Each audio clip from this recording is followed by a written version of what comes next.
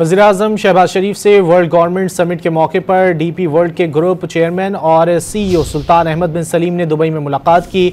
वज़ीर-ए-आज़म ने DP world के वफ़द के पाकिस्तान के हालिया कामयाब दौरे को सराहा।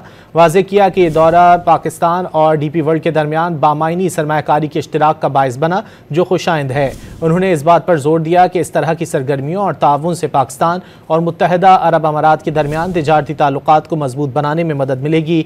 शहबाज शरीफ ने पाकिस्तान में डीपी वर्ल्ड की सरमायाकारी को सराहते हुए तिजारत और लॉजिस्टिक इंफ्रास्ट्रक्चर को बढ़ाने में उनके किरदार की तारीफ की। वाज़ेह किया कि यह दौरा पाकिस्तान और डीपी वर्ल्ड के दरमियान बामायनी सरमायाकारी के इश्तिराक का बाइस बना, जो खुशाइंद है। उन्होंने इस बात पर जोर दिया कि इस तरह की सरगर्मियों और ताउन से पाकिस्तान और मुत्तहिदा अरब अमारात के दरमियान तिजारती ताल्लुकात को मजबूत बनाने में मदद मिलेगी।